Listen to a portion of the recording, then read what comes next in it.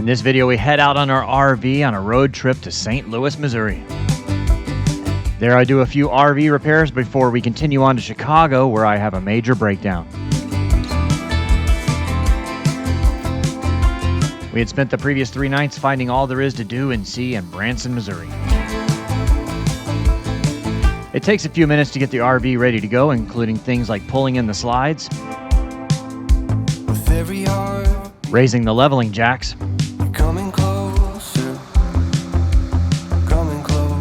and disconnecting the power and water.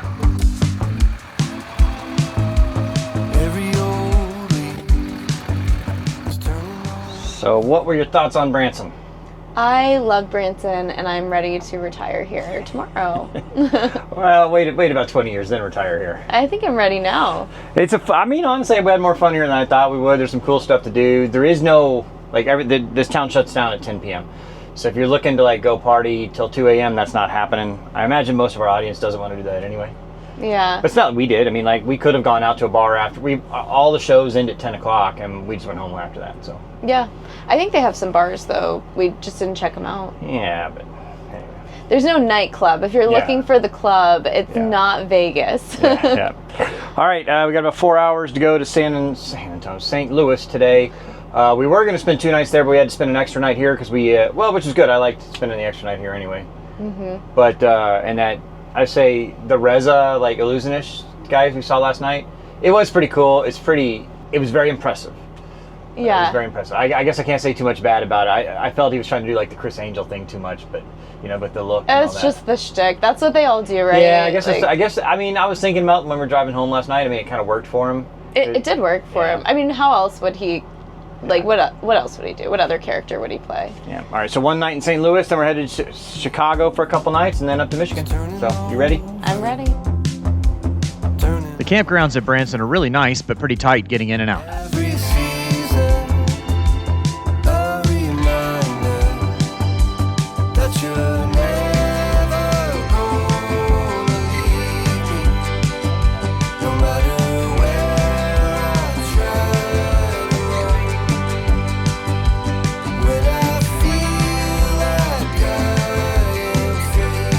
A few hours later, we could see the St. Louis Arch.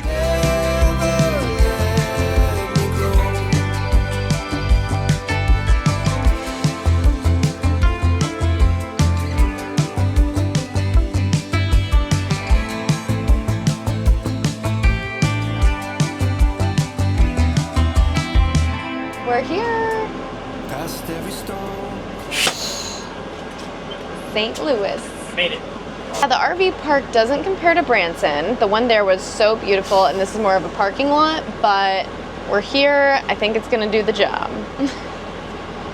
So, I mean, they put the connections way at the end of the site instead of in the middle of the site, so I don't even know if I've got an extension if I need it, but I don't even know if it'll reach. I know my water won't reach. Here, will you hold this button? Or walk with it this way, and I'll hold the button.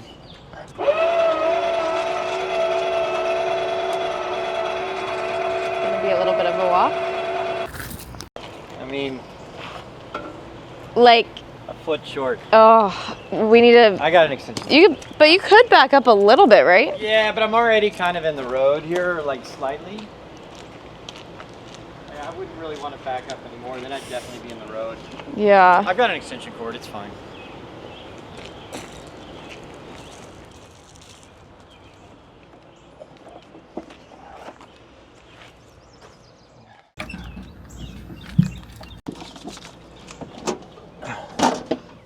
I definitely don't have enough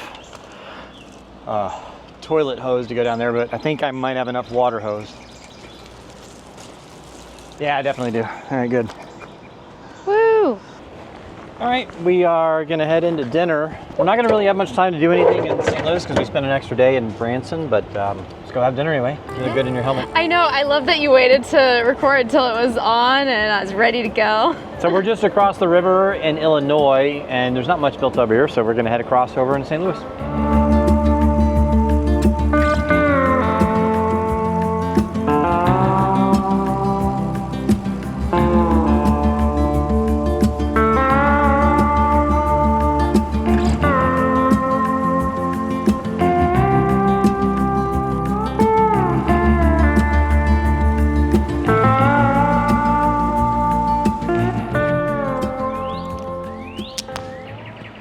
we made it.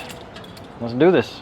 There was a guy who got really excited about the Ural. He was like, yeah, waving and stuff. I wish you would have seen it. It's kind of fun. Like everybody likes it. And I always, you drive by and you always see the guy going, "Ooh, we want one of those," and the girl's like, "No." But also a lot of times the girls are like, "Oh, that's so cool." So, all right, here we are, 11:11.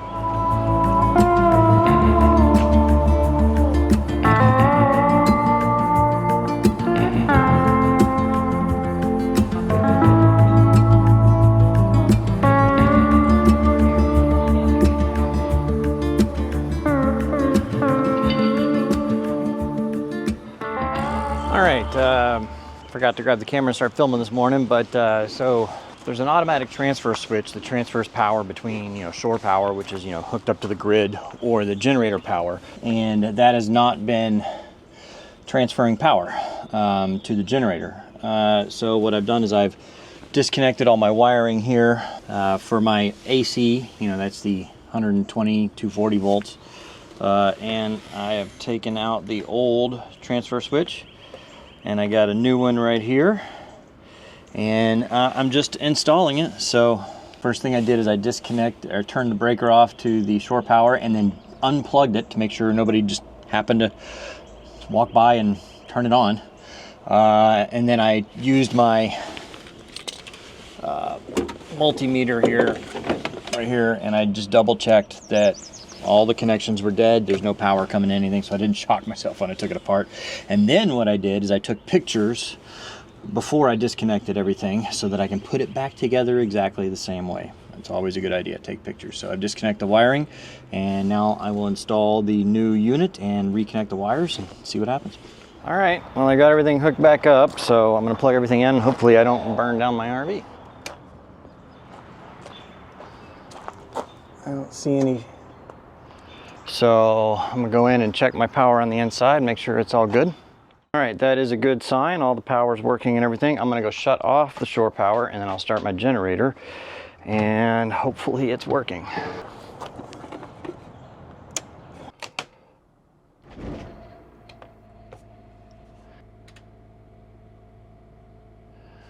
All right, it's working.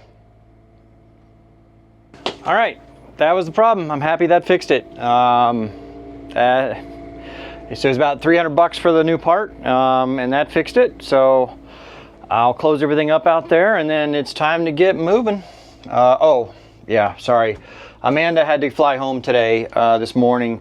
Her mom has been in and out of the hospital variably for a while, and so she's got to go home and take care of her a little bit for a few days, especially since we're going to be overseas for about 5 weeks. So it was kind of convenient for her to fly home today. And then, yeah. So anyway, I'm going to continue on up to Chicago, hang out there for a couple days, and then head up to Michigan, where I'm going to park the RV before we're flying home for a bit.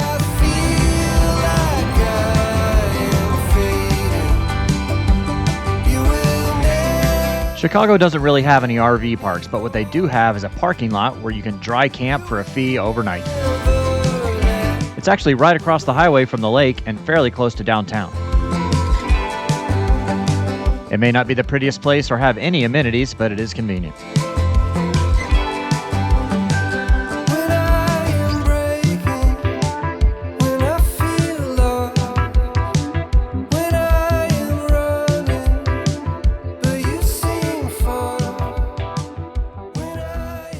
So I stayed here a couple nights. I didn't really film anything here in Chicago. You can see downtown Chicago right there. This is actually a truck marshaling center. So like where they store all the 18-wheeler stuff. And they actually do have a RV section on down there, but when I pulled in, they were having some kind of event, so they were using it as overflow parking. They wouldn't let me park in there, so I'm parked with the rest of the 18-wheeler trucks. But it's like 40 bucks a night or something like that to park here. And it's dry camping, right? So I just had to run my generator and use my water and all that. But yeah, and it's pretty convenient for getting to, it's a $10 Uber to get to downtown Chicago. But while I was here, I took the time to work on the RV, because I don't really like, most RV parks won't let you do maintenance, especially maintenance where you have to sand stuff down on the RV. So I was like, okay, well, I'm here, staying here in the middle of a parking lot. Surely nobody's going to care. So I don't know. I'll show you the other side where you can see the paint on has been peeling off.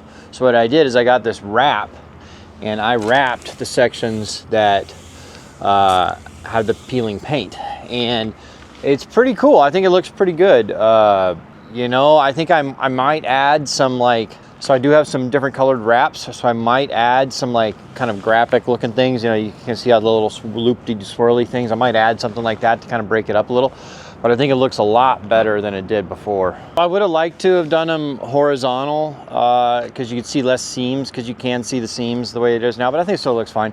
But trying to handle that much material by myself, I was just no way. So I had to do vertical strips. It was already hard enough to do that. Kind of the cool thing is this is kind of a textured wrap, and so I messed up a lot, but it hides it all. You can't see all the little imperfections, like where I put a little crease in it or something. But also, maybe I'll get a picture later today when it's in the sun.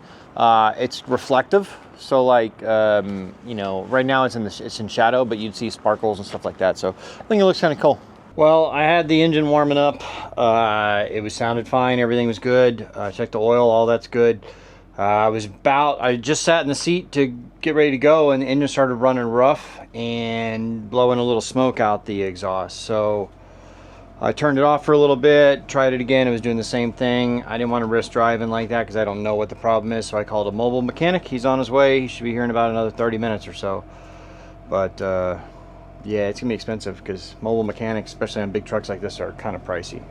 I bet you I'm gonna spend $1,000 today on a mechanic because it's a $195 minimum, $195 an hour. I think it was a 2-hour minimum. I don't know, whatever. It's gonna be expensive.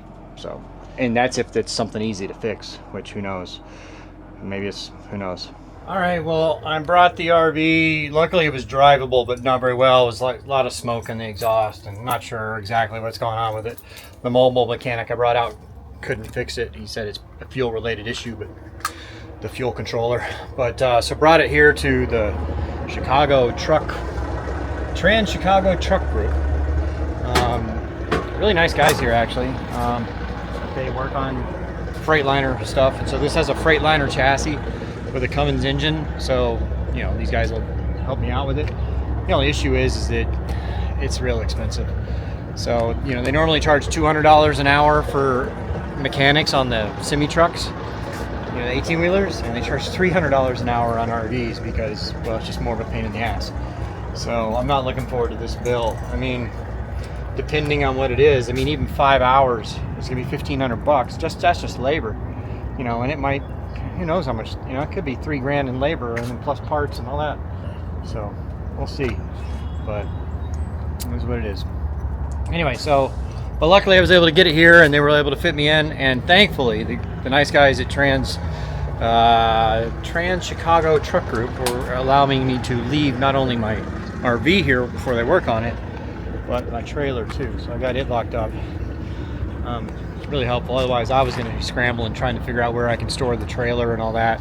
So anyway, all right, well, I've got this thing locked up, power's all off. I've rented a car and I'm going to drive up to Traverse City where our flight is. Amanda's flying in there, and then we're both flying out of there to go to Europe, and so we'll be gone for 5 weeks. So hopefully they'll have this thing fixed by the time I get back, and hopefully it's not going to cost $20,000.